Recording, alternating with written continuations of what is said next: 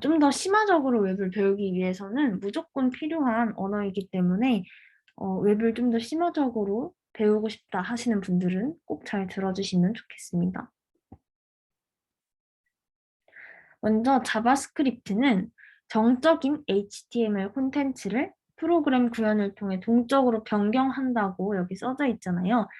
정적인 것과 동적인 것의 차이가 뭐냐면 정적인 페이지는 그냥 이렇게 캡처한 정말 가만히 있는 페이지라고 생각을 하면 동적인 페이지는 어떤 걸 눌렀을 때 어떤 게 변화가 되고 예를 들면 버튼을 눌렀을 때 밑에 뭐가 생기고 아니면 버튼을 눌렀을 때 화면이 전환되고 이런 걸 동적인 페이지라고 해요. 그래서 자바스크립트는 이런 동적인 페이지를 구현하는 거고 보통 웹사이트는 다 동적인 페이지로 이루어져 있기 때문에 자바스크립트가 필수라는 걸 알 수가 있겠죠. CSS를 적용했던 것처럼 자바스크립트도 내부에서 적용을, HTML 내부에서 적용을 할 수도 있고, HTML 외부에서 적용을 할 수도 있어요. 일단 내부에서 적용을 하는 거는 CSS에서 스타일을 넣었던 것처럼 자바스크립트도 스크립트라는 태그를 넣습니다. 근데 헤드 태그에 넣어도 상관이 없고, 바디 태그에 넣어도 상관이 없어요. 저는 바디 태그에 넣어서 실습을 해볼 거예요. 그리고 외부 자바스크립트는 HTML 문서 외부에 별도의 파일을 생성을 하는 거예요. 뭐 예를 들어서 external.js 확장자가 JS라는 파일을 생성을 하면 이건 자바스크립트 파일을 생성을 한 거고요. HTML이랑 자바스크립트 파일이 분리가 되어 있기 때문에 조금 더 읽기가 수월해지고 유지 보수하기가 간편해지고 코드 재활용도 가능하시겠지만 네, 오늘은 내부 자바스크립트를 사용을 할 겁니다. 먼저 자바스크립트는 한 줄을 그러니까 한 문장을 쓰고 나서 무조건 세미콜론으로 구분을 해주셔야 해요. 이 세미콜론으로 구분을 해주셔야 되고 자바스크립트는 변수라는 게 있는데 지금 이거 보면 바라고 되어 있고 x라고 되어 있고 는 10이라고 되어 있잖아요. 저희 수학에서는 는이 같다라는 기호지만 그 코딩에서는 는 하나만 있으면 같다라는 기호가 아니고 이 10을 이 x라는 변수에 넣는다 이 소리예요. 그러니까 이 x가 10을 가지고 있는 거죠. 그리고 이 바는 변수를 쓰기 바로 앞에다가 써주시면 됩니다. 그냥 변수라고 지칭을 하는 거라고 보시면 돼요. 그리고 이 변수는 대소문자에 따라서 달라져요. 그러니까 지금 자바스크립트라고 이렇게 소문자로 되어 있는 거랑 자바스크립트하고 J하고 S가 대문자로 되어 있는 거랑 변수를 두 개를 다르게 인식을 해요. 일단 먼저 한번 자바스크립트 코드를 만들어 볼게요.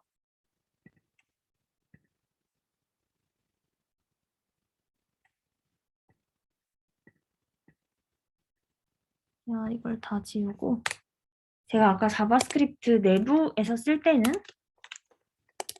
스크립트라는 거를 태그를 바디에 넣어준다고 했죠? 헤드에 넣어도 상관이 없고 그러고 자바스크립트는 변수라는 게 있는데 변수 쓰기 전에 바라고 쓰고 변수 이름을 x라고 잡고 는하고 10 하면은 이건 무슨 소리냐면 10이 이 x 안에 들어가 있다라는 거죠. 그리고 바하고 y라는 변수를 만들 수도 있어요. y는 20 하면은 지금 y라는 변수 안에 20이 들어가 있다. 이렇게 생각을 하시면 되고요. 자바스크립트에도 주석이 있어요. 주석은 한 줄 주석 같은 경우에는 슬래시를 두 개를 치고 여러 줄 주석 같은 경우에는 이 별을 포함해서 슬래시를 치는데 사실 이거를 딱히 외울 필요가 없는 게 저희는 주석 처리할 때 단축키가 있었죠. 이걸 전체를 드래그하고 컨트롤, 그 키보드에 컨트롤 누르고 슬래시 눌러주시면 이렇게 자동으로 주석 처리가 되는 걸 볼 수가 있어요. 그래서 그렇게 해주시면 됩니다. 자, 이제 자바스크립트를 이용을 해서 웹사이트에 무언가를 출력해보는 것들을 한번 해볼게요. 일단 되게 모르는 문법이 많을 수도 있는데, 아, 이게 그냥 이걸 만들려고 쓰는 거구나 하고 지금은 넘어가 주시면 될 것 같고, 같이 따라하면서 해보시면 좋을 것 같아요. 먼저, Alt, Alt라는 걸 쓸 건데, 이 Alt를 쓰면 저희 웹사이트의 맨 위에 뜨는 알림창 있죠? 경고창 같은 거. 그런 걸 만들 때 쓰는 거예요. 먼저, 펑션이라는 걸 쓰고, 이건 함수라는 건데, 이 뒤에서 배울 거예요. 그리고 함수라는 거에 이름을 써볼게요. altbox. 그냥 박스라고 할게요. 하고, 이 괄호 2개를 쓰고, 이번에는 중괄호 해서 보통 이렇게 함수라는 걸 쓸 때는 여기부터 여기까지가 이 함수의 내용이야 하고 중괄호로 묶어줍니다. 중괄호예요, 중괄호. 그리고 여기다가 alt 쓰고 내가 보내고 싶은 알림 내용을 씁니다. 그리고 항상 한 문장을 쓰고 나서 세미콜론으로 구분을 해준다고 했죠. 그러고 이제 HTML 코드를 이 위에다 써볼게요. 이 바디에다가 써볼게요. 이만큼이 자바스크립트 코드고 이 위에는 HTML 코드를 써도 됩니다. 먼저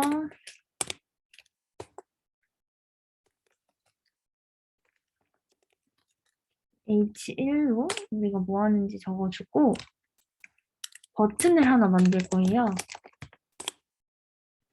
버튼 태그를 이용해서 그리고 내용을 버튼 이렇게 써서 버튼을 하나 만들 건데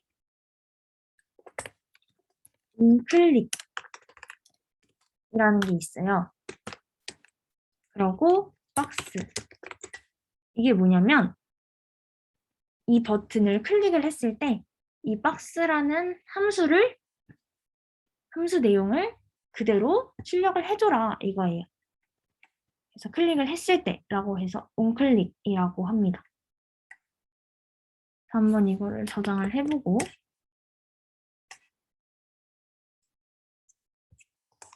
이거를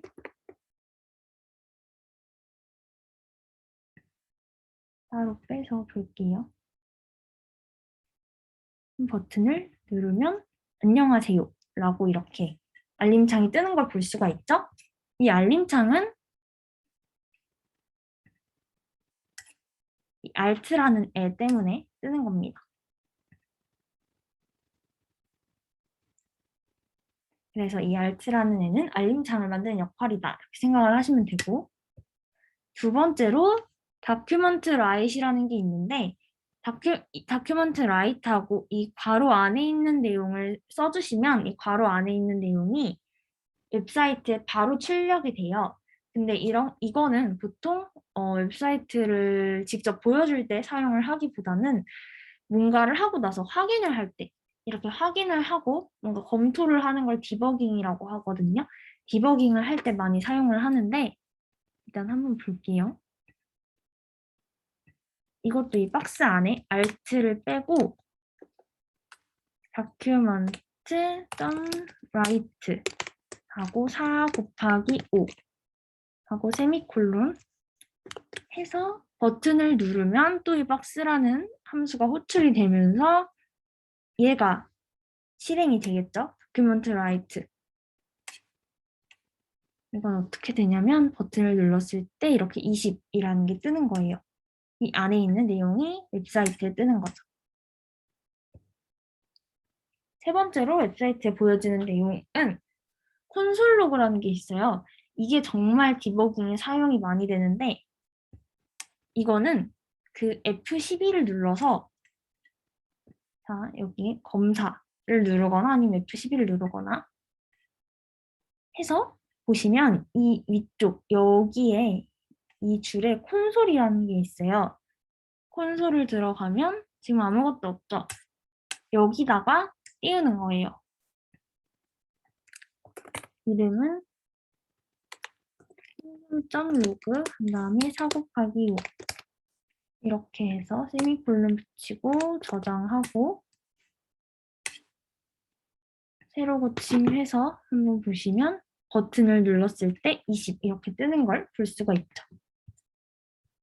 그래서 콘솔 로그는 저 콘솔에 뜨는 거다라고 생각을 해주시면 됩니다. 이거 정말 많이 쓸 거예요. 기억해 주세요. 자, 이제 본격적으로 자바스크립트에 대해서 문법에 대해서 배워볼 건데 첫 번째로 연산자예요. 연산자가 정말 많은데 일단 저희가 많이 쓰는 것만 짚어볼게요. 첫 번째로는 산술연산자예요. 산술연산자는 뭔가 더하고 빼고 곱하고 나누고를 생각하시면 되는데 더하기 알고 빼기 알고 이 별이 곱하기라는 것도 어느 정도 알 테고 이 슬래시가 나누는 것도 어느 정도 알 거예요. 근데 이 퍼센트 이건 뭔지 궁금하시죠? 이 퍼센트는 뭐냐면 나눈 다음에 나머지를 변수에 저장하는 거예요. 그러니까 나눈 값의 나머지가 정답인 거죠. 예를 들어서 5% 4 하면은 그렇게 하지 말고 9% 4로 하면은 9 나누기 4의 나머지는 1이잖아요. 그래서 그 답은 1이에요. 근데 9 슬래시 4 할 경우 그 답은 2가 됩니다. 몫이 2이기 때문에. 그리고 연산자의 우선순위 이거는 사실 수학을 배웠으면 어느 정도 알 거기 때문에 그냥 넘어가는데 지금 이 부분만 볼게요. A는 B는 C는 이렇게 돼 있죠. 근데 저희가 는 기호가 코딩에서는 같다라는 기호가 아니라고 했죠. 이 C가 B에 들어가 있다라는 기호라고 했죠. 그럼 C가 B에 들어가 있고 B가 A에 들어가 있는 모습이겠네요. 여기 나와 있는 모습이. 그래서 는이 같다라는 기호가 아니라는 것만 기억해 주시면 됩니다.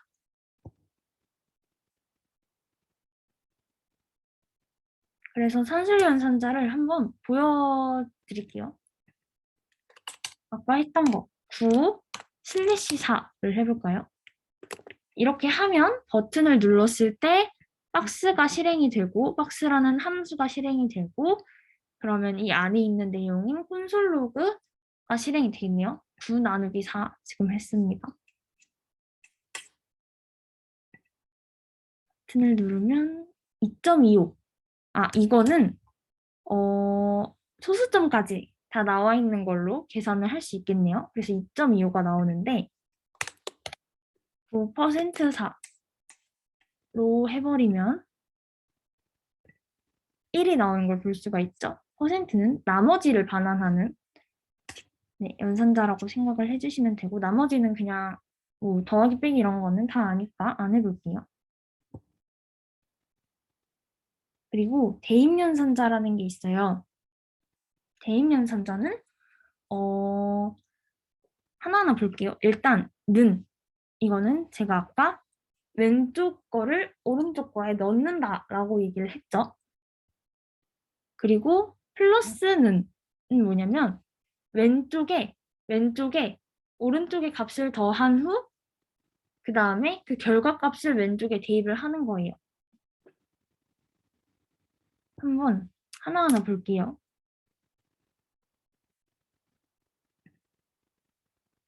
여기 일단 지우고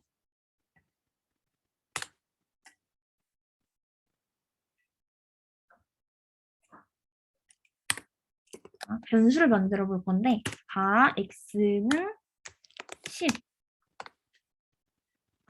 스크립트를 지웠네요 제가. 스크립트 안에 x는 10이라는 거 하나 만들고 다 y는 10이라는 거 하나 만들고 똑같이 바 z는 10이라는 걸 만들면 x, y, z라는 세 개의 변수가 있고 이 세 개의 변수가 다 10을 이 안에 10이 들어있다는 걸 알 수가 있겠죠? 그리고 x는 x 빼기 5를 해볼게요. 그러면 어떻게 되냐면 이 x 안에 x 빼기 5가 들어가는 거라고 생각하면 돼요. 그러면 10 빼기 5가 이 x 안에 들어가니까 x는 뭐가 되는지 볼까요?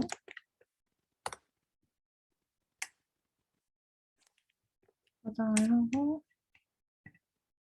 x는 5가 되는 걸 볼 수가 있죠. 근데 이 기호를 좀 더 간단하게 할 수 있어요. 어떻게 할 수 있냐면 x는 빼기는 5 이렇게 해주고 얘를 주석 처리하고 한번 보면 똑같이 5가 있죠. 똑같이 5가 나오죠. 즉, 이 빼기는 이라는 거는 x에다가 5를 빼고 다시 그걸 x에다가 넣어라 이 소리예요. 이거를 좀 더 간편하게 쓴 거라고 보시면 됩니다. 한 개만 더 해볼까요? 그러면 y 플러스는 5를 하면 어떻게 될까요? 15가 나오는 걸 볼 수가 있죠? 즉 y에다가 5를 더하고 그 값을 y에 넣어라. 이거랑 똑같은 거예요. 그래서 지금은 조금 이해가 안 되실 수도 있는데 많이 쓰다 보면 익숙해지는 문법입니다. 그리고 증감연산자라는 게 있어요. 이것도 그냥 바로 한번 해볼게요. 저 위에 x, y, z가 있는데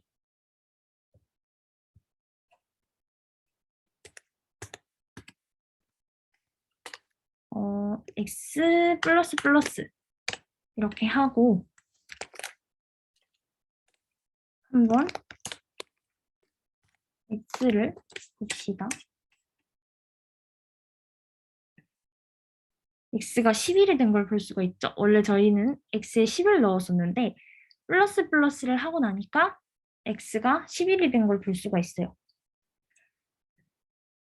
즉, 이 플러스 플러스는 x에다가 1을 더해라 이 소리예요.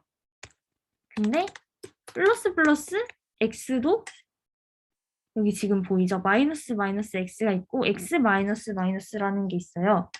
이게 뭐냐면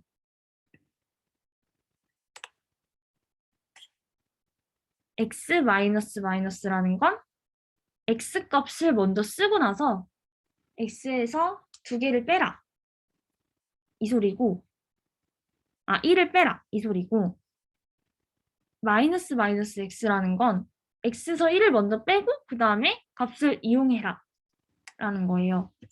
그러면 여기 나와 있는 예제 그대로 한번 써볼게요.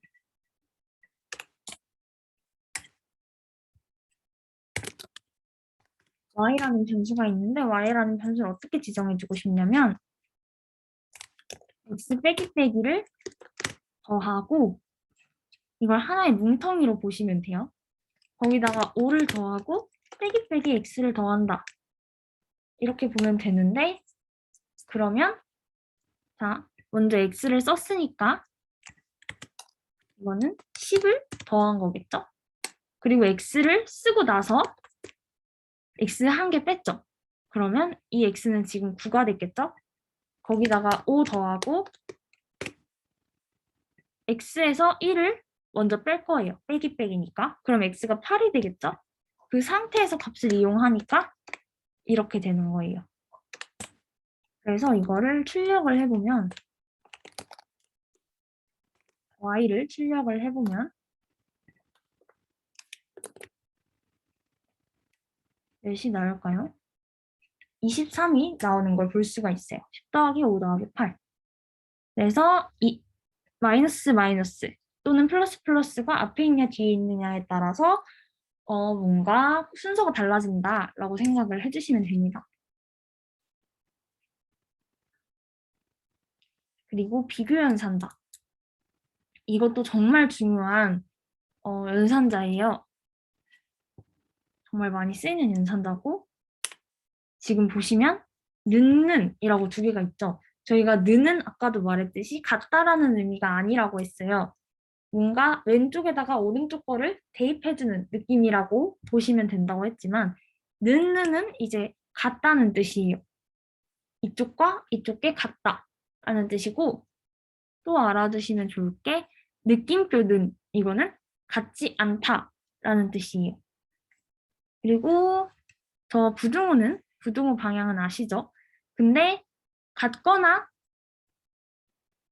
왼쪽 게 오른쪽보다 크거나 같다라는 건 먼저 부등호 이 왼쪽으로 가리키는 방향을 써주시고 는을 써주시면 되고 이 반대쪽도 마찬가지입니다. 부등호 쓰시고 는 쓰시면 부등호거나 같다라고 보시면 돼요.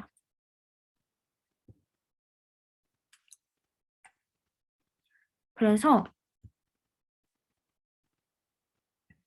저희 변수를 한번 몇 개 만들어 볼게요. 바 y 10 하나 만들고 바 z는 9 이렇게 만들어 볼게요. 그러고 나서 비교 연산자를 써볼 거니까 한번 값들을 비교를 해볼 건데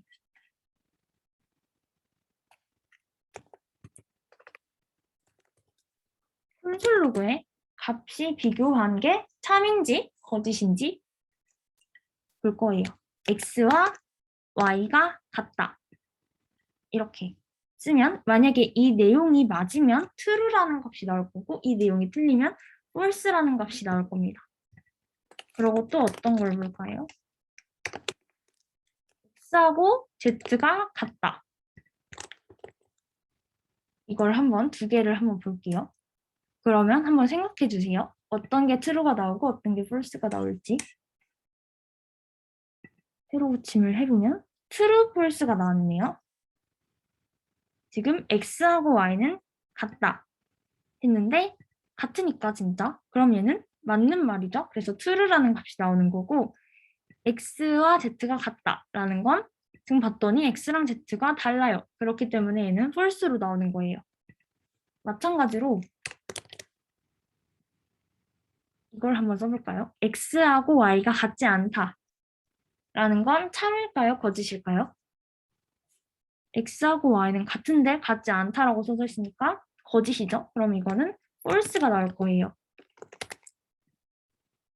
그 다음에 한번 부등호를 이용해 볼까요? x가 z보다 크다. 이건 참일까요? 거짓일까요? x가 z보다 10이 9보다 크니까 당연히 이거는 참이겠죠? 이런 식으로 비교를 해서 참과 거짓의 값을 끄집어내는 역할을 합니다. 그러면 이렇게 나오는지 한번 볼게요. 저장을 하고 보시면 false, true 이렇게 나온 걸 볼 수가 있죠. 네, 그래서 이런 비교 연산자는 많이 쓰고 그 다음에 논리 연산자라는 게 있어요. 논리 연산자는 뭐냐면 지금 이것도 두 개를 비교를 하는 건데 어떻게 비교를 하냐면 식을 두 개 비교하는 거예요. 여태까지는 변수 두 개를 비교를 했었죠. 근데 이번에는 식 두 개를 비교를 하는 건데 이 식 두 개 사이에 있는 이 기호들에 따라서 달라져요. 만약에 이 식 두 개가 모두 참이면 그러니까 이 지금 이거 두 개, 이 첫 번째 거는 식 두 개가 모두 참이어야지 이 전체가 참이 돼요. 근데 이 짝대기 두 개는 식 두 개 중에 하나라도 참이면 이 전체가 참이 돼요. 이거를 한번 보여드릴게요.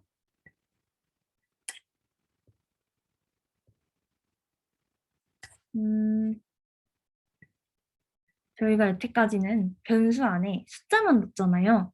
근데 변수 안에 true, false 값도 넣을 수 있어요. 이걸 불리한 값이라고 하는데 변수 안에 true 값을 넣으면 x 안에 true가 들어가 있는 거고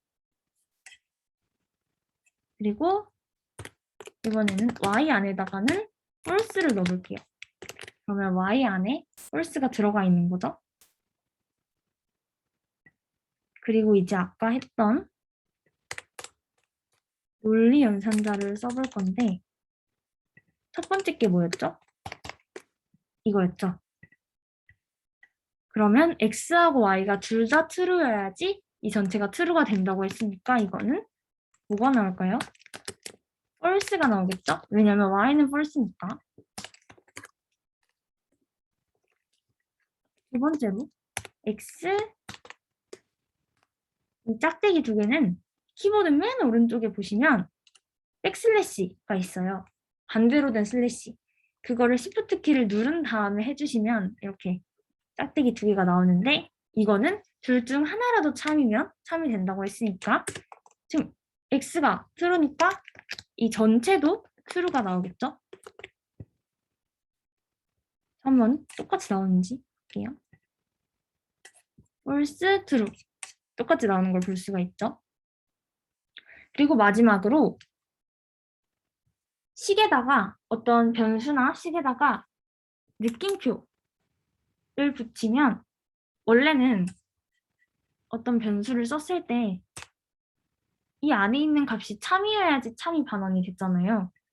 근데 여기서 느낌표를 써버리면 x가 false일 때 이 전체는 참이 되고 그러니까 반대로 가는 거예요. x가 만약에 false면 이 전체는 true가 되고 x가 만약에 true면 이 전체는 false가 되는 거예요. 그러니까 얘의 반대 값을 내보내라 이 소리예요. 느낌표가. 그러면 지금 x가 true니까 지금 콘솔 로그에는 false가 찍히겠죠. 네, 그래서 지금 이렇게 연산자들에 대해서 어느 정도 살펴봤습니다. 그 다음은 지금 배우는 것들은 자바스크립트의 정말 기본이기 때문에 한번 보면서 이렇게 이해하고 넘어가 주시면 좋을 것 같아요. 그 다음은 이제 본격적인 자바스크립트의 문장을 짜는 시간이에요. 이제 제어문이라는 게 있는데 제어문 중에 조건문과 반복문이라는 게 있는데 첫 번째로 조건문에 대해서 한번 써볼 거예요. if문이라고 하는데 if가 저희가 영어로 if를 보통 어떤 때 썼죠? 만약에 라는 느낌으로 썼잖아요. 코딩에서도 똑같아요. 이것도 만약에 라는 느낌으로 코딩을 하는 건데 지금 문법은 어떻게 되냐면 if를 쓰고 괄호를 쓰고 안에다가 식을 써줘요.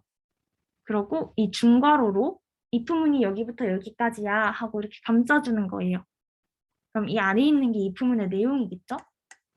이게 뭐냐면 만약에 이 안에 있는 식이 true면 이 중괄호 안에 있는 걸 실행해 이 소리예요. 한번 문장으로 볼게요.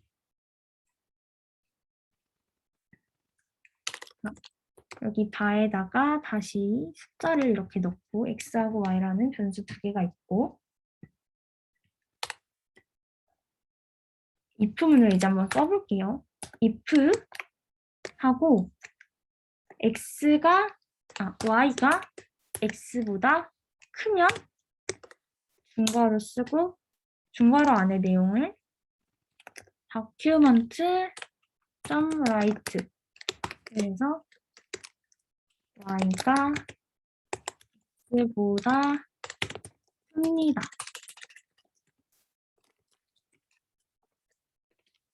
이렇게 되면 이게 무슨 소리냐면 자, 만약에 y가 x보다 크면 얘를 출력을 해라. 이 소리예요.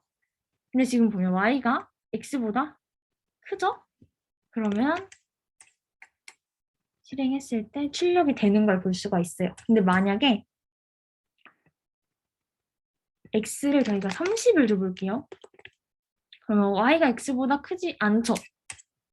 이랬을 때 아무것도 안 뜨는 걸 볼 수가 있어요. 이 부분을 하나 더 써볼게요.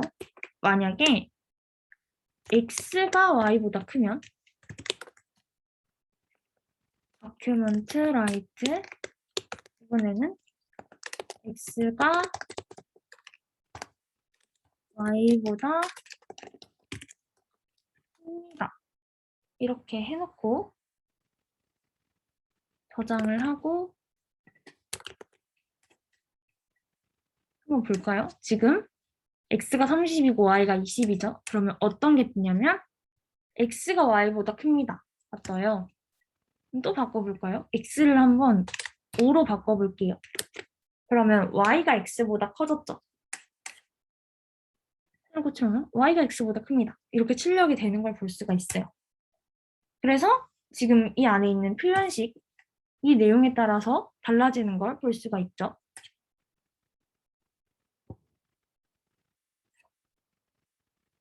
그리고 여기다가 는는 이렇게 써줄 수도 있어요. 그러면 이게 무슨 소리냐면 y와 x가 같다면 이 안에 있는 걸 출력을 해라. 이 소리겠죠? 아까 배웠던 그 연산자들을, 비교 연산자들을 여기다 다 사용을 해주실 수 있습니다. 그 다음에 if가 있으면 else도 있겠죠. else는 뭐냐면 반대예요. 이 if문이 맞지 않을 때예요. 비록 이렇게 if문 쓰고 또 if문 쓰고 여러 가지 경우의 수를 다 if문을 쓰면 좋겠지만 써도 되지만 이건 너무 귀찮잖아요. 그래서 만약에 if문이 아니라면 의 느낌으로 else를 쓰고 중괄호를 써준 다음에 if문이 아닐 때 이 else에 있는 내용이 반환되도록 할 수가 있어요. 그러면 지금 if y가 x보다 클 때 y가 x보다 큽니다가 출력이 됐잖아요. 그러면 y가 x보다 큰 거의 반대가 뭘까요? x가 y보다 크거나 작은 크거나 같은 거겠죠. 그러니까 이거는 else는 결국 어떨 때 출력이 되는 거냐면 이럴 때 출력이 되는 거겠죠. x가 y보다 크거나 같을 때 출력이 되는 거고 굳이 이렇게 이 부분을 따로 쓸 필요 없이 else로 써주시면 이것도 반영이 된다는 뜻입니다. 그럼 document write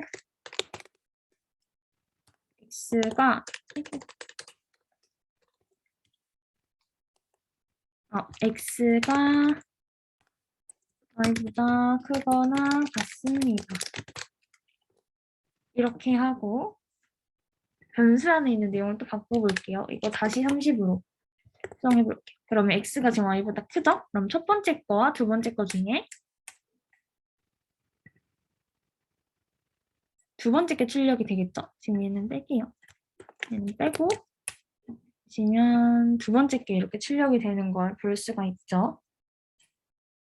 또 바꿔볼게요. 이번엔 x를 1로 해볼까요? 그러면 첫 번째 게 이렇게 출력이 되는 걸 볼 수가 있죠. 네, 그래서 이런 식으로 if와 else문을 쓸 수가 있고 이 if else문의 제일 마지막은 else if라는 거예요. 이건 언제 쓰냐면 저희가 사실 어떤 조건이 있을 때 이 조건이 아니면 이 조건이 아닐 수도 있잖아요. 이 조건 아니면 이 조건 아니면 이 조건 이렇게 세 개의 조건이 있을 수도 있고 네 개의 조건이 있을 수도 있단 말이에요. 근데 이 각가지 조건에 따라서 다 다르게 출력을 하고 싶을 때 else if를 사용을 합니다. 지금 예를 들면 if y는 x보다 클 때랑 if x가 y보다 클 때, 그러니까 같다를 빼고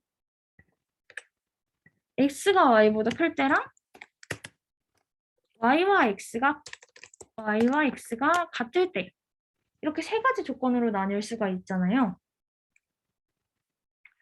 그럴 때는 이렇게 쓰는 게 아니라 else if, else if라는 식을 씁니다.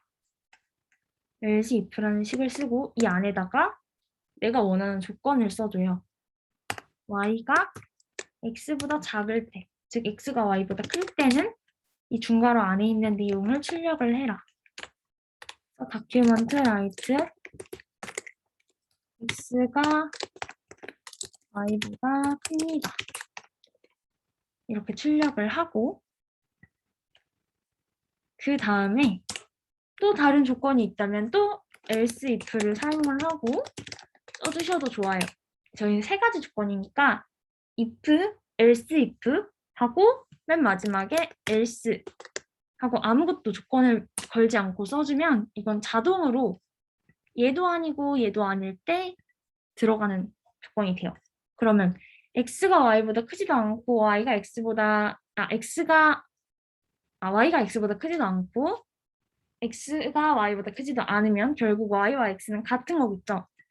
이 else 조건은 언제 실행이 되냐면 y와 x가 같을 때 실행이 됩니다. 그래서 document write x와 y가 같습니다. 이렇게 해서 한번 출력을 해볼게요.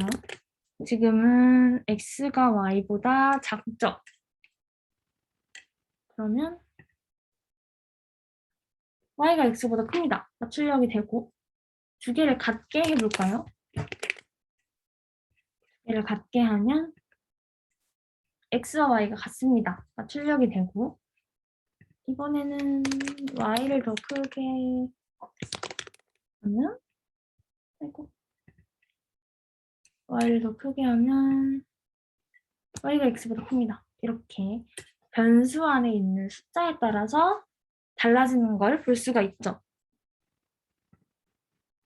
네, 그래서 이런 식으로 할 수가 있어요.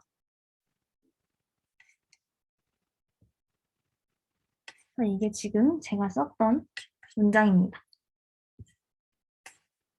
그래서 지금 여러분들이 한번 이걸 써보시고 이걸 지금 써보시고 쓰고 나서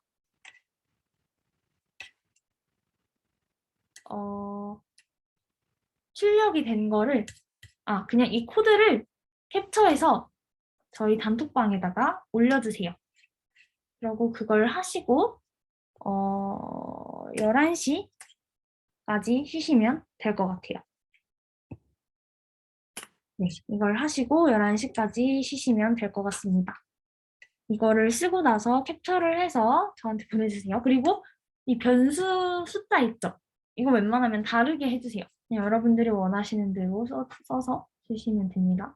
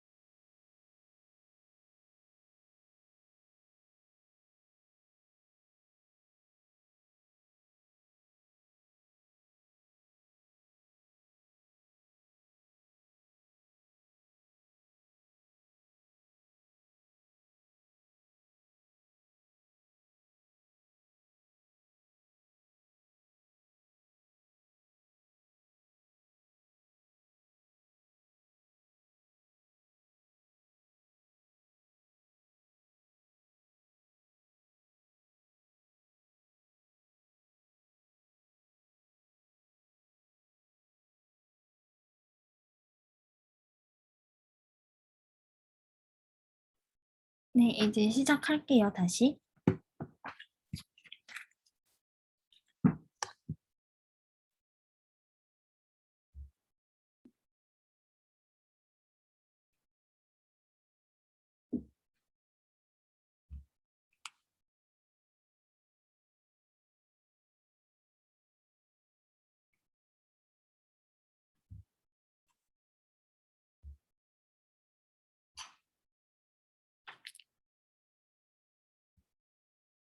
잠시만요.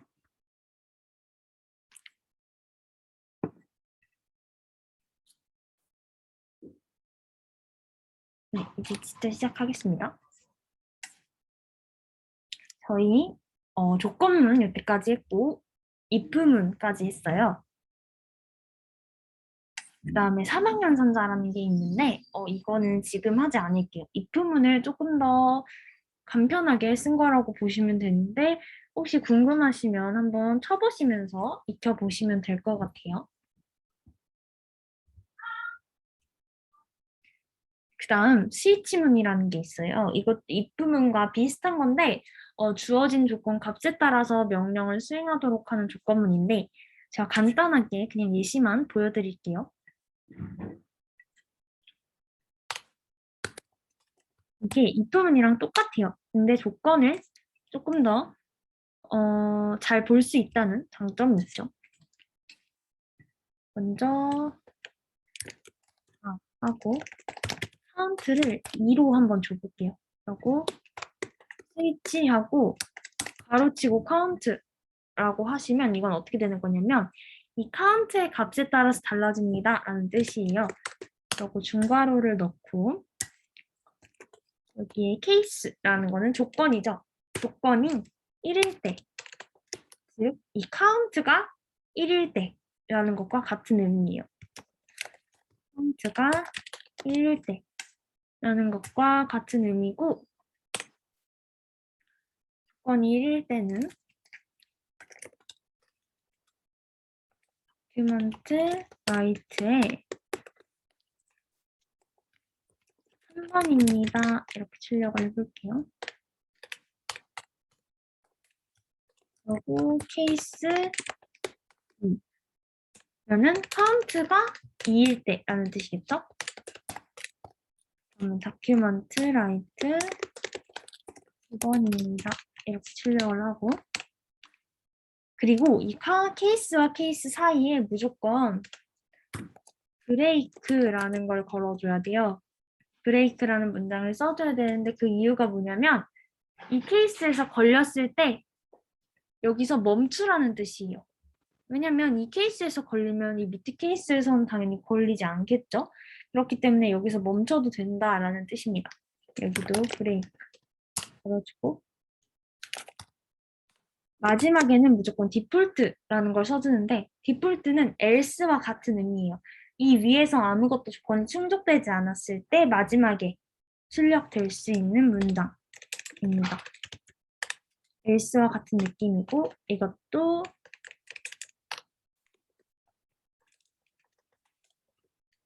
document write 한 번이고 두 번이 아니면 여러 번이겠죠? 카운트가 그러면 이 여러 번입니다는 언제 나오냐면 카운트가 1도 아니고 2도 아닐 때 디폴트 이 값이 출력이 되는 거예요. 저희는 카운트가 2니까 어떤 값이 출력되는지 한번 봅시다. 두 번입니다. 이렇게 출력되는 걸 볼 수가 있죠. 그래서 이렇게 스위치문, if, else문을 다르게 쓴 거라고 생각해 주시면 되고 네, 지금 이것들은 다 스위치문의 예시들입니다. 이거는 지금 변수의 타입에 따라서 달라지는 건데 변수의 타입 같은 경우에는 제가 그 뒤에서도 알려드리긴 할 건데 한번 찾아보시면 좋을 것 같아요. 그리고 이제 조건문만큼 중요한 반복문이라는 게 있어요. 반복문은 말 그대로 계속 반복하는 실행문이에요. 근데 내가 원하는 값에 도달할 때까지 또는 원하는 조건을 만족할 때까지 계속 어떤 식을 반복하는 문장입니다. 대표적으로 while이라는 게 있는데 이것도 if랑 똑같죠. while 쓰고 표현식 괄호 안에다가 표현식 쓰고 이렇게 중괄호 쓰고 이 중괄호 안에다가 내가 반복하고 싶은 문장을 쓴 거예요.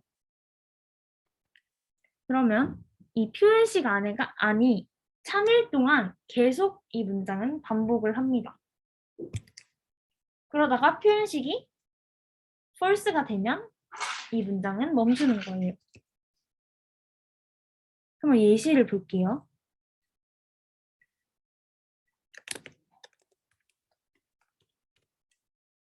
i가 1이라는 게 있는데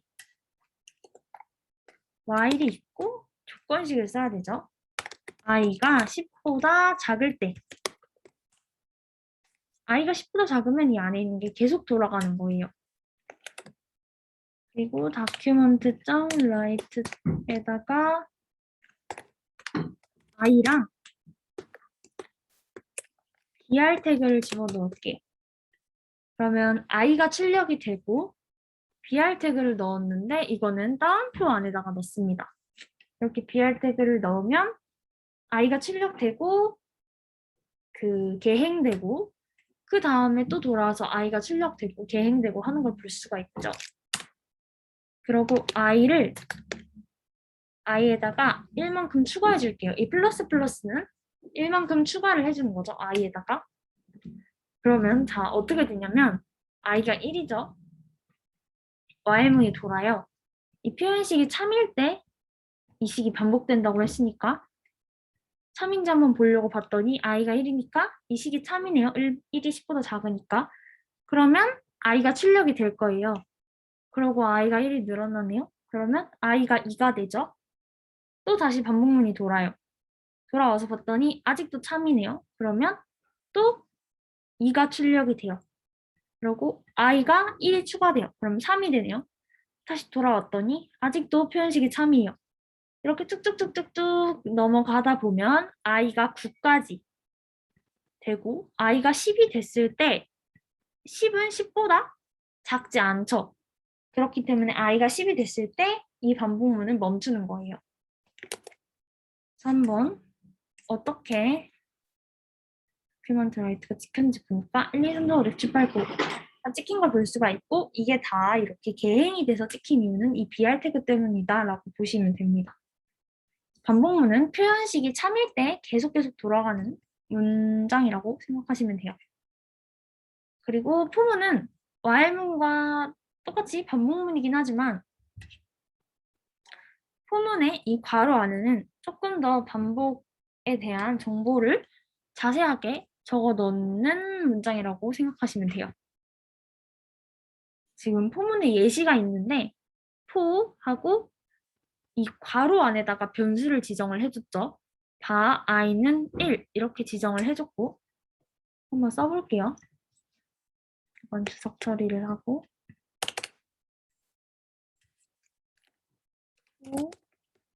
괄호 안에다가 i는 1 여기서 변수 하나 선언해줬죠. 그리고 세미콜론을 붙였기 때문에 이제 문장이 끝난 거예요. 그 다음 문장은 뭘까요? i가 10보다 작을 때 하고 또 다음 문장 i를 플러스 해줘라 이거예요. 그래서 이 첫 번째 이 문장은 초기식 초기 변수 지정 그리고 두 번째는 표현식 그러니까 이 가운데 있는 문장이 참일 때 계속 포문이 돌아가는 거고 세 번째는 증감식 우리 여태까지 while 쓸 때는 여기다 썼잖아요. 이번에는 이 포문의 세 번째 문장에 쓰는 거예요. 그러면 i가 10보다 작을 경우에 i를 1씩 증감하면서 반복을 해라 이 소리예요. 그리고 이 안에다가는 아까 썼던 거랑 같이 document write 똑같이 i 더하기 br 이렇게 써주면 아마 똑같이 나와서 변화가 없을 겁니다. 네, 그래서 포문과 while문이 이렇게 지금 이 while문이 이 포문이 되는 걸 알 수가 있죠. 이거랑 똑같은 식을 네, 보여줍니다. 그리고 포인문이라는 게 있는데 이거는 지금 하지 않을게요. 이것도 혹시 궁금하시면 직접 이거 쳐보시면서 해보시면 좋을 것 같고 이거는 배열이라는 걸 알아야지 쓸 수가 있는 문장이고 사실상 배열에서 뭔가 끄집어낼 때 많이 쓰는 문장이에요.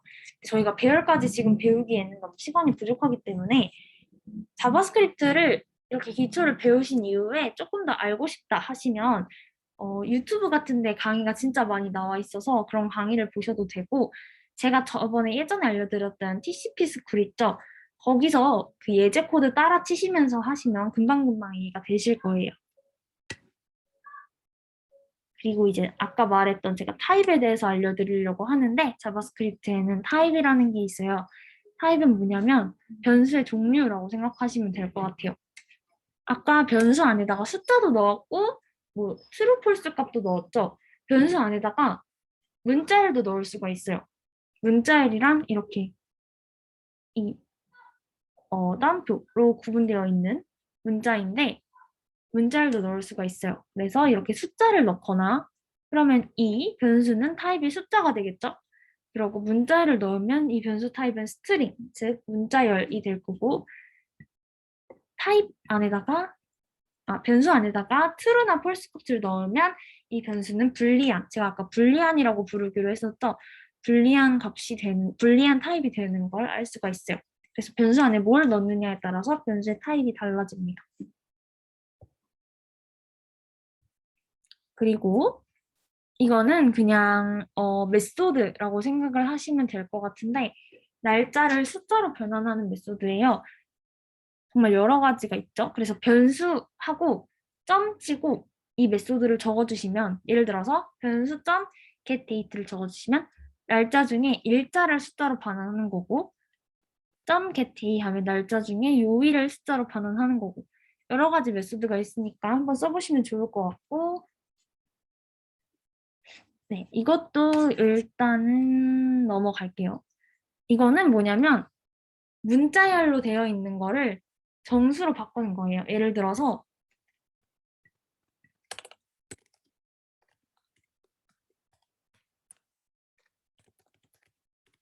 지금 I랑 J의 차이가 뭐냐면 똑같은 6이라고 해서 똑같은 6인데요 라고 할 수 있겠지만 지금 I에는 이렇게 큰 따옴표로 되어 있고 이 안에 6이라고 되어 있어요. 즉 이거는 스트링 타입인 거고 이거는 숫자 타입인 거예요. 인트 타입이라고 하는데 숫자 타입인 거예요. 그래서 이 false int는 뭐냐면 이 문자열을 정수로 변환을 할 때 사용하는 메소드라고 보시면 돼요. 네, 그래서 이렇게 예제가 있고 그 다음에 배열이라는 게 있는데 배열이 뭐냐면 뭔가 아이템들이 여러 개가 묶여 있는 거라고 생각을 하시면 돼요. 배열은 일단 이렇게 대괄호로 이루어져 있고 배열을 선언할 수 있는 방법이 여러 개가 있는데 일단 먼저 변수를 이렇게 선언해 놓고 는을 쓴 다음에 대괄호 안에다가 아이템들을 막 적는 거예요. 이것도 일단 지울게요. 자, 이제 배열 변수를 선언을 해볼 건데 이렇게 대괄호를 적어 놓고 1, 2, 3 이런 식으로 지금 1, 2, 3이 각각의 아이템들이죠? 이 배열의 아이템들이에요. 그래서 1, 2, 3을 가지고 있는 배열을 이렇게 선언을 해줄 수도 있고 아니면 array라고 하고 그냥 괄호를 쓴 다음에 이 안에다가 아이템들을 넣어서 써줄 수도 있고 똑같은 거예요, 얘랑 얘랑. 그리고 new하고 array 한 다음에 써줄 수도 있고 근데 저희는 그냥 이렇게 array 한 다음에 대괄호 쓰고 저희가 원하는 아이템들을 넣는 방향으로 배열을 선언을 해볼게요. 그러고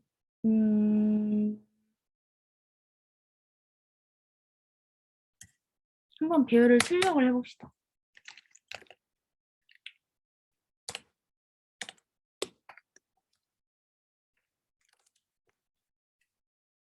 출력을 해보면 1, 2, 3 이렇게 출력이 되는 걸 볼 수가 있죠. 그래서 배열은 어떤 아이템들의 묶음이다라고 생각해 주시면 될 것 같아요. 근데 이제 배열을 쓰는 이유는 그 묶음들 안에서 내가 끄집어내기 위함이에요. 이 묶음들은 각각이 인덱스라는 걸 가지고 있는데 인덱스는 뭐냐면 얘네를 가리키는 곳이라고 생각을 해주시면 될 것 같아요. 그래서 이 지금 세 개가 있잖아요. 그럼 첫 번째 거부터 인덱스 0, 인덱스 1, 인덱스 2예요. 인덱스 2예요. 그래서 제가 지금 ARR이라는 배열에서 2만 가져오고 싶어요. 그러면 어떻게 하면 되냐면 document write의 ARR인데 이 숫자 2를 가져오고 싶으니까 이 숫자 2의 인덱스 값을 이 대괄호 안에 적는 거예요. 인덱스는 가리키는 거라고 했죠. 1은 인덱스 0이고 2는 그러니까 0, 1, 2, 3, 4, 5 순으로 인덱스가 순서대로 이렇게 되어 있어요. 그러면 이 2는 인덱스가 1이겠죠? 근데 이게 지금 숫자로 배열이 숫자로 되어 있으면 너무 헷갈리니까 배열을 이렇게 문자열로 ABC 이렇게 해봅시다. 그러면 A의 인덱스는 0이고 B의 인덱스는 1, C의 인덱스는 2 그리고 그럼 D의 인덱스는 3이겠죠? 그래서 그러면 ARR3 대괄호 쓰고 3을 출력을 하면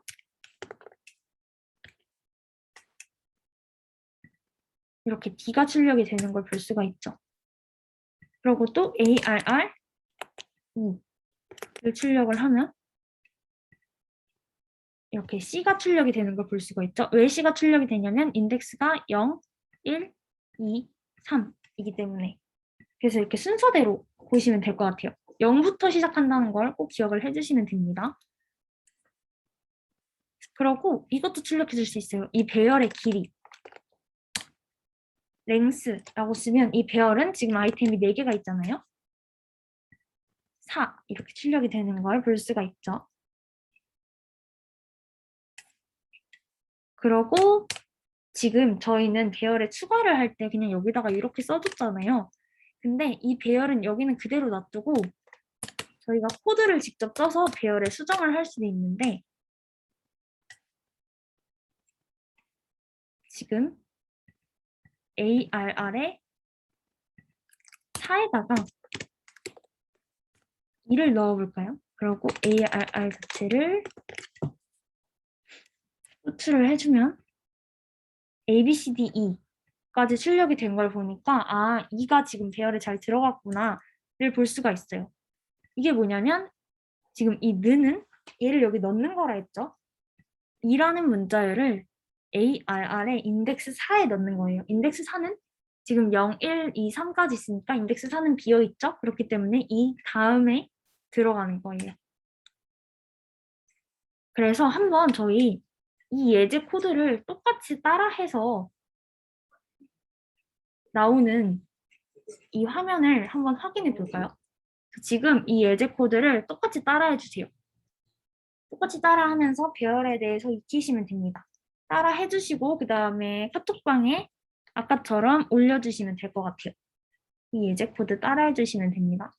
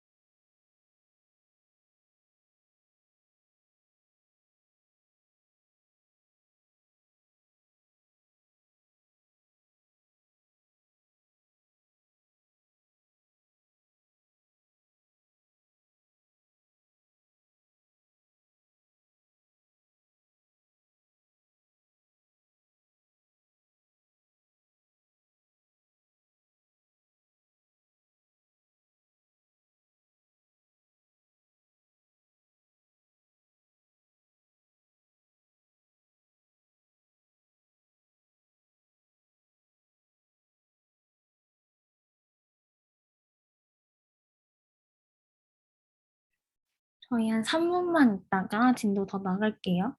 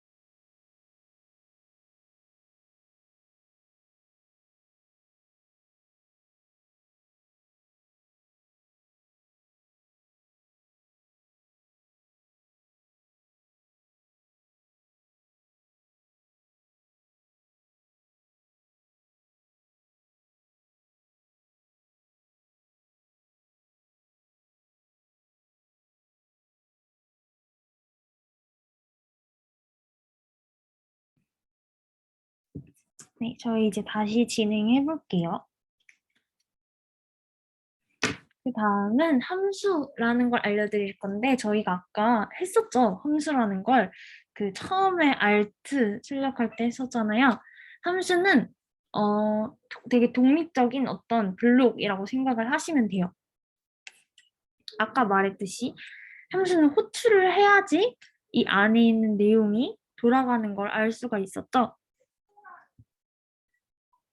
그래서 한번 간단한 함수를 하나 만들어 볼 건데 덧셈을 하는 함수를 하나 만들어 볼 거예요.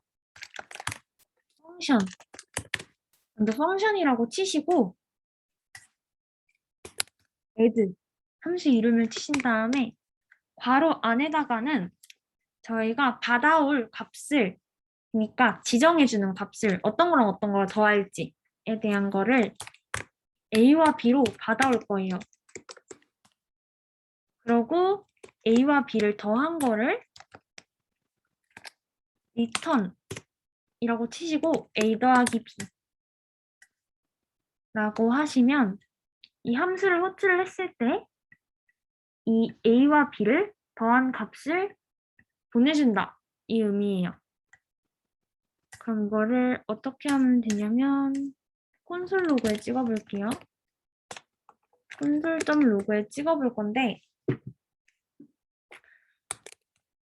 함수를 호출을 할 겁니다. 그리고 어떤 거랑 어떤 거 더할지를 써줘야겠죠? 10과 5를 더해볼게요.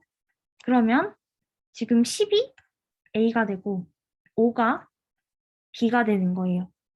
그러면 10이 A가 되고 5가 B가 된 채 이 함수가 이 식이 돌아가면 지금 이게 호출한 거거든요. 호출을 했을 때 이 식이 돌아가면 10 더하기 5가 값이 반환이 되니까 이 콘솔 로그에는 어떤 게 찍힐까요?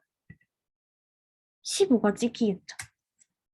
이런 식으로 함수는 일단 호출을 해야지 쓸 수가 있고, 함수에서 함수 안에서 쓰는 지금 변수가 a와 b잖아요. 이거를 그냥 이 바깥에서 콘솔 로그로 출력을 하려고 한번 해볼까요? a를 출력을 이렇게 해볼까요?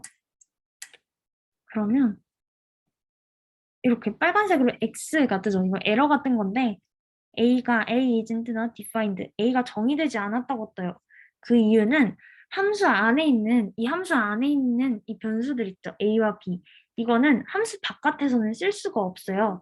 이런 변수를 지역 변수라고 해요. 그래서 이 함수 안이라는 거는 이 중괄호 안에 있는 걸 함수 안이라고 하죠. 이 안에서만 쓸 수가 있고 바깥에서는 이렇게 쓸 수가 없습니다. 가져오는 것도 안 되고 값을 보여주는 것도 안 돼요. 근데 전역 변수라는 건 이 함수 바깥에서 쓰는 거예요. a는 10 이런 식으로 하고 콘솔에 a를 출력하면 아까 되게 잘 되는 걸 볼 수가 있었죠, 많이. 이런 것들은 함수 안에서도 쓸 수가 있고 함수 바깥에서도 쓸 수가 있어요. 이런 거는 전역 변수라고 합니다. 그래서 이제 마지막으로 아까 썼던 대화 상자 있죠. 이 함수를 이용을 해서 웹페이지에 무언가를 보여주는 걸 할 건데 이거는 alt는 아까 저희가 했던 거였죠. 두 번째로 컨프림이라는 게 있어요. 이게 alt랑 다른 점은 뭐냐면 확인과 취소 버튼이 있어서 확인을 눌렀을 때 어떤 행동을 할 수가 있고 취소를 눌렀을 때 어떤 행동을 할 수가 있어요. 그래서 만약에 지금 일단 해볼게요.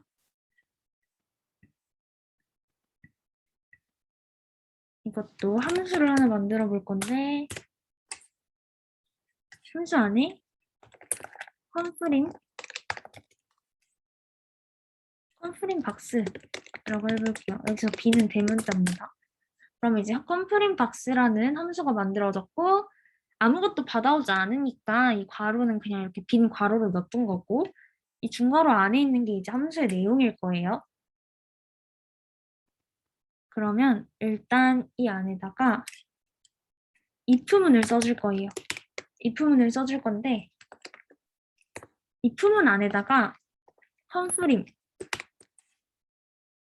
호출을 해줄 건데 컨프림 안에다가는 이 알림창 안에 이 내용 있죠. 내가 원하는 내용을 써줄 거예요. 나 취소를 눌러주세요. 이렇게 쓰고 나서 얘가 묻는 true. 이게 무슨 뜻이었죠? 지금 인식이 true일 때 그 안에 있는 이 중괄호 안에 있는 내용을 돌려라 라는 거죠. 그러면 컴프림이 호출이 됐고 이게 true라는 뜻은 뭐냐면 확인을 눌렀을 때라는 거예요. 그러니까 확인을 누르면 이 컴프림 이 부분이 true가 되고 취소를 누르면 이 부분이 false가 되는 거예요. 그러면 이게 true라는 뜻은 확인을 눌렀을 때라는 것과 같은 의미겠죠? 그럼 저희는 확인을 눌렀을 때 뭘 할까요? 콘솔 로그에 확인 이렇게 쳐볼까요? 그리고 취소를 눌렀을 때도 어떤 조건이 나왔으면 좋겠죠? 그럴 때는 제가 else를 쓰라 했죠. 이 조건과 반대되는 조건일 때는 else 안에 있는 내용이 작동을 한다 라고 했으니까 그럼 이거는 취소를 눌렀을 때 그리고 이 else 안에는 로그 취소 이렇게 할게요. 그러고 나서 저희 아까 Alt 했을 때 버튼 누를 때 Alt가 나왔잖아요. 알림창이 이번에도 똑같이 버튼을 하나 만들어 볼게요. 버튼을 하나 만들고 버튼 이름을 버튼이라고 이라고 하고 아까 눌렀을 때 나올 함수가 호출돼야 되니까 onClick이라는 걸 이용을 한다 했죠. 그리고 는 한 다음에 따옴표를 띄운 다음에 여기다가 함수 이름을 쓰고 중괄호 2개, 괄호 2개를 써줄 거예요. 그럼 이게 무슨 뜻이냐면 이 버튼을 클릭을 했을 때 이 함수를 실행을 시켜라 라는 뜻이고 함수를 호출한 거예요. 저희가 아까 add 호출했던 것처럼 함수를 이 버튼을 눌렀을 때 호출을 해라 라는 뜻이고 함수 호출을 했을 때 펌프림이라는 이 알림창이 뜨겠죠? 알림창이 뜰 거고 네, 알림창이 뜰 거고 확인을 눌렀을 때는 콘솔 로그에 확인이 찍힐 거고 취소를 눌렀을 때는 콘솔 로그에 취소가 찍힐 거예요. 한번 봅시다. 를 누르면 알림이 뜨죠? 여기서 확인을 눌러볼까요? 콘솔 로그에 확인이 뜨죠? 버튼 또 눌러볼까요? 이번엔 취소를 눌러볼게요. 취소를 누르면 취소가 뜨죠? 지금 이 확인을 눌렀을 때 확인이 뜨고 취소를 눌렀을 때 취소가 뜨는 건 이 if문 때문이고 알림창이 뜨는 건 이 컴프림 때문이고 버튼을 눌렀을 때 알림창이 뜨게 하는 건 버튼을 눌렀을 때 이 컴프림 박스라는 함수가 호출되는 거기 때문에 이 onClick 이 부분 때문에 버튼을 눌렀을 때 저 함수가 호출되는 거예요. 그래서 지금 한번 마지막으로 이 부분을 똑같이 따라 해보시고 여기서 확인 한번 누르고 취소 한번 누르고 이 페이지 있죠? 딱 이 부분을 캡처를 해서 보내주시면 돼요. 알림창이 뜬 모습, 콘솔 로그가 이렇게 찍힌 모습까지 해서 캡처를 해서 보내주시면 됩니다. 모르는 거 있으면 계속 얘기해 주세요. 제가 코드는 그냥 보여드릴게요.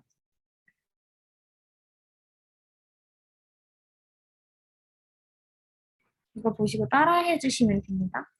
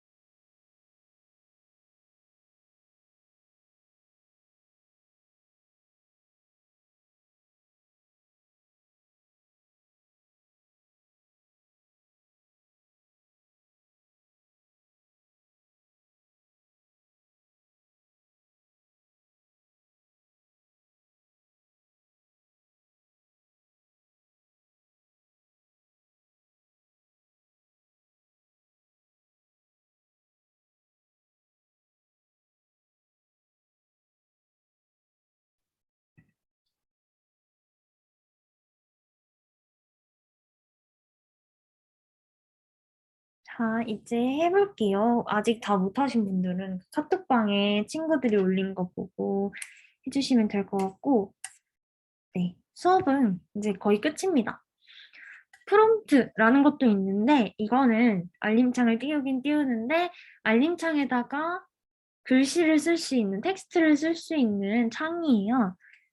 그래서 근데 이거는 조금 어려운 문법이 있기 때문에 이거는 지금은 패스하도록 하겠습니다. 나중에 써보고 싶으신 분들은 이거 보시고 써보시면 될 것 같아요. 그리고 이거 쓰실 때 get element by id라는 것과 inner html이라는 거를 구글에다가 쳐보셔야지 아마 이해가 되시고 쓰실 수 있으실 겁니다. 아니면 저 프롬프트 자체를 구글에 쳐보시는 것도 괜찮을 것 같아요.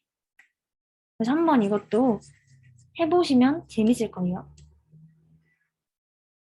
네, 그래서 오늘 수업은 여기서 끝입니다. 자바스크립트가 진짜 어렵기도 하고 정말 범위가 넓기 때문에 오늘은 정말 기초만 알려준 거고 어, 자바스크립트를 잘 알면 정말 저희가 보는 그런 웹사이트를 만들 수 있거든요. 동적인 웹사이트를 만들 수 있기 때문에 좀 더 깊이 있게 공부하시고 싶으신 분들은 유튜브 보시거나 아니면 구글링해서 보시거나 하시면 될 것 같아요. 그리고 어, 저희 과제 저번 주에 내드린 과제가 이제 나만의 웹사이트를 만들어 오기였잖아요. 그 나만의 웹사이트에서 자바스크립트 코드도 추가를 해서 좀 더 동적인 웹사이트를 만들어 오시면 좋을 것 같고 제일 쉽게 추가할 수 있는 함수가 onClick 함수예요. 그래서 추가하시고 싶으실 때 구글에다가 자바스크립트 onClick 이렇게 치시면 많이 나오고 오늘 onClick 배웠잖아요. 그렇게 해서 함수 만들고 HTML에다가 onClick 넣어서 쓰셔도 되고 합니다. 그래서 구글링 하시거나 오늘 배운 거 복습하셔서 자바스크립트 코드를 네, 나만의 웹사이트에 추가를 해주시면 됩니다.